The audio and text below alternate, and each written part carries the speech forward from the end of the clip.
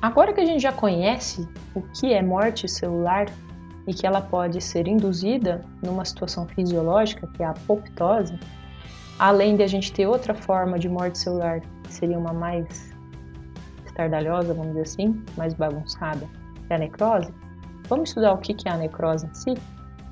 Então, nessa aula de hoje, a gente vai ver a definição de necrose, a morfologia macroscópica que acontece na necrose em si, a morfologia microscópica, pensando principalmente no microscópio óptico, causas de necrose e a evolução que pode acontecer nessa área de necrose.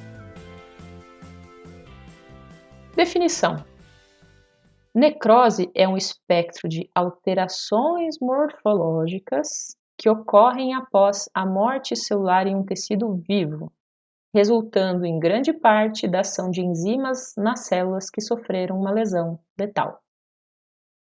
Tá bonita a frase, né? Por que a gente tem essa definição bem específica? Quando a gente fala em morte, a gente muitas vezes pensa, né, na figurinha da morte, que é uma caveirinha com seu manto negro e sua foice. Quando a gente pensa morte do indivíduo, morte da pessoa, a gente fala em morte somática, morte do organismo como um todo. A necrose acontece o tempo inteiro, muitas e muitas vezes durante toda a sua vida. Toda vez que eu tiver algum tipo de lesão que seja irreversível, então o problema, o estímulo nocivo foi grande demais, a célula não consegue se adaptar, ela vai e foi danificada extensivamente, ela vai entrar em morte. Essa morte geralmente é a necrose, que é uma morte caracterizada aí por essa ação de enzimas digerindo, degradando essa célula de uma forma desorganizada. Por isso que a gente fala que são alterações morfológicas. Eu tenho um padrão visual específico para essa alteração causada pela necrose. Por quê? Eu passo a ter a desnaturação de proteínas intracelulares. O conteúdo das nossas células é basicamente carbono, hidrogênio, oxigênio, nitrogênio, fósforo, tá? Pouco de enxofre, basicamente isso. Esses átomos organizados em proteínas, lipídios, carboidratos. E essas coisas organizadas em inúmeras formas para formar cada coisa. Para formar membrana plasmática, para formar organela, tá? A partir do momento que eu tenho a desnaturação dessas proteínas intracelulares, eu começo a ter a degradação dessa infraestrutura da célula. Além disso, eu tenho a desnaturação é perder forma, né? Faltou explicar isso. Desnaturar é quando uma proteína perde a sua conformação natural. Então, a maioria das proteínas não é só uma sequência de aminoácidos, é um novelo, assim, um tridimensional é uma proteína, a maioria. Inclusive, podem se organizar em mais de uma unidade dessa. Se elas desnaturam, elas perdem função e elas não têm mais um papel eficiente. Podemos ter também a digestão enzimática da célula em si, o que a gente considera ou divide em autólise, então as enzimas dentro do citoplasma digerindo a própria célula, e a heterólise, que é as enzimas da célula que morreu, que teve necrose, acabam danificando outras células que estão nas vizinhanças, nas áreas ao redor dessa célula que morreu. Então, quando eu tenho necrose, não é só uma célula, é uma área de células que vai acabar sendo danificada, vai acabar morrendo. Se diminui a integridade da membrana, vai extravasar o conteúdo da célula e isso vai ativar a inflamação nesse local. Isso é muito importante, tanto para a resolução dessa área de necrose, quanto até para os efeitos que aparecem aí nessas áreas de necrose. Se eu for pensar macroscopicamente, eu tenho uma aparência geral, assim, vamos dizer, da necrose. Para ter uma área visível de necrose, essa morte celular tem que ser extensa, bem extensa, tá? E tem que estar acontecendo em um bom tempo. Veja esse exemplo aqui. Então, isso aqui é um fígado, tá? A única área que está normal são essas áreas aqui que estão bem marronzinhas ainda. Ah, conseguem perceber que tem uma tonalidade mais escurinha, mais cor de fígado, né? Que vocês conhecem que é bem visível, bem avermelhado, assim, um marrom bem avermelhado. Então, essas áreas aqui seriam as únicas áreas efetivamente ainda vivas. Áreas de parênquima, de estrutura ainda ok.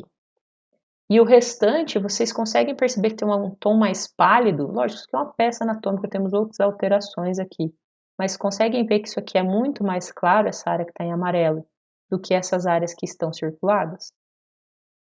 Então, essa alteração macroscópica vai variar conforme o tipo de órgão. Para a maioria desses órgãos, começa a ter essa palidez, né? Essa aparência esbranquiçada e principalmente uma aparência inchada, né? Tumefaita, aumentada de tamanho, com saliências, com projeções nessa superfície do órgão. E quando eu for olhar no microscópio, eu vejo uma característica mais específica. Então, essas áreas de necrose primariamente são assim, mas depois de um tempo podem ficar enegrecidas e etc. Tá? Tudo da macroscopia vai depender da região do órgão que está sendo que está em necrose, né, que está sofrendo essa área de necrose, e o tamanho dessa área gerada também. Aqui é um órgão bem danificado mesmo. Quando eu penso microscopicamente, eu vou ter diversas alterações. Se eu olhar num pequeno aumento, não aumentar as objetivas tanto, eu consigo ter uma aparência geral, bem visível, de eosinofilia. Então, eosina é o corante que dá esse tom avermelhado aos tecidos, tá?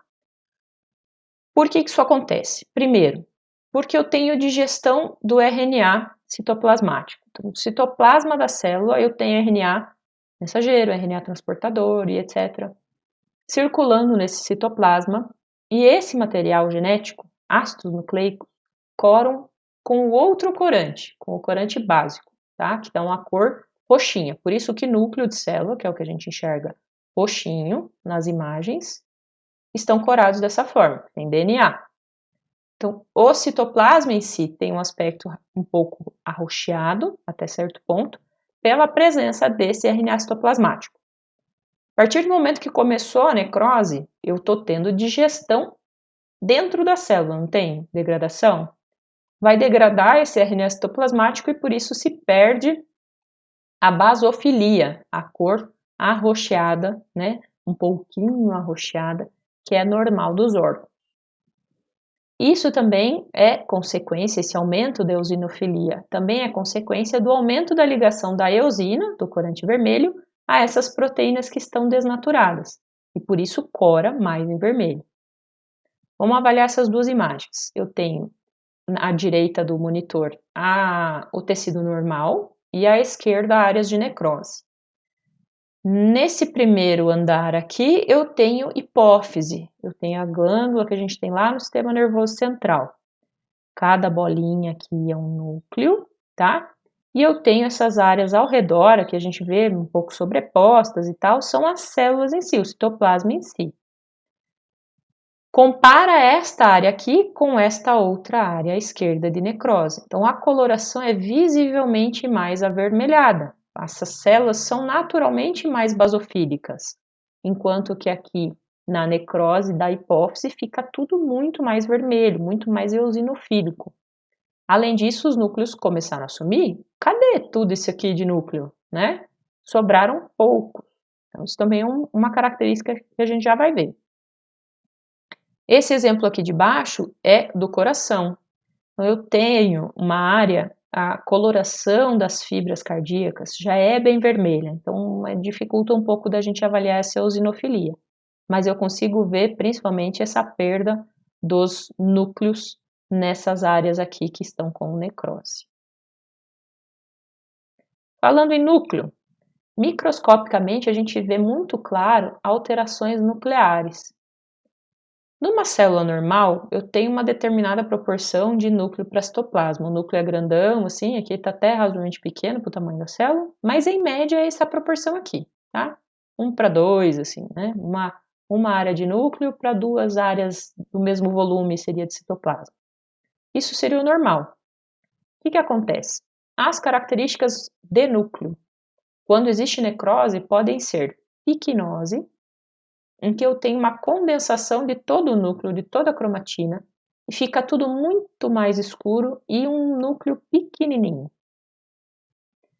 Esse núcleo pode se fragmentar, que é a cariorrexe, formam-se inúmeros pedacinhos desse núcleo, e isso, obviamente, depois isso aqui é resultado dessa digestão enzimática da célula, e futuramente tudo isso aqui, tanto a piquinose quanto a cariorrexe, pode evoluir para uma cariólise, que é a lise completa do núcleo, ela vai ficando cada vez mais claro até que ele some, não tenho mais. Desaparece e fica apenas o citoplasma visível. Posso ter qualquer um desses padrões diretamente a partir da célula normal, não existe uma cronologia que necessariamente precisa passar em um, depois em outro, depois em outro, tá? Vejam nessa imagem aqui de microscopia a piquinose, a intensidade da cromatina. Esse aqui ainda está condensando, essa já está mais condensada. Essa célula aqui estaria mais normalzinha. A cariólise ainda acontecendo, ó, eu ainda tenho o núcleo marcado, mas ele já está ficando mais claro. Em outras áreas eu já não tenho mais, por exemplo, aqui é para ser uma célula, ó. Cadê o núcleo? Né? Aqui também é para ser uma célula, cadê o núcleo? E a cariorrexe, que é a fragmentação, consigo enxergar os pedacinhos do núcleo aí se espalhando por essa célula. Isso é muito característico, então, de necrose. Uma característica que só é visível na microscopia eletrônica, mas que acontece, são as chamadas figuras de mielina. Tem esse nome porque lembram a organização da bainha de mielina dos neurônios, que é um concêntrico assim, né? Um enovelado, mas não tem a ver com isso aí não, tá? Não tem a ver com o sistema nervoso. Essas figuras de mielina nada mais são do que massas de gorduras, de fosfolipídios. A nossa membrana citoplasmática é uma bicamada fosfolipídica, certo? Essas membranas que estão sendo danificadas, ao invés de elas simplesmente fragmentarem, serem perdidas, elas vão se enovelando, vamos dizendo assim, e formam essas áreas aqui que parecem uns caracóis, vamos dizer, né? Isso aqui são as figuras de mielina. Então, isso é uma imagem de microscopia eletrônica. Não consigo ver isso no microscópio óptico, é um microscópio específico. Aqui era num vaso sanguíneo, então as células endoteliais morrendo, né? Aqui é a luz do vaso, as células do endotélio, do interior aí do vaso sanguíneo degradadas por algum motivo, e essa parede celular aqui, essa parede vascular, perdão, repleta aí dessas figuras de mielina. Duas coisas podem acontecer com essas figuras de mielina. Ou elas vão ser fagocitadas, essas figuras de mielina serão eliminadas, ou elas podem sofrer um processo de calcificação, elas ficam endurecidas. Isso aqui é um exemplo no vaso sanguíneo, mas pode acontecer em qualquer órgão. Outras alterações que são possíveis nessas células em necrose seria a presença de vacúolos. A célula parece que está toda mordidinha assim por traças, né? Porque as organelas em si estão sendo degradadas, o citoplasma em si está sendo degradado por aquelas enzimas citoplasmáticas, né? Da própria célula ou das células vizinhas.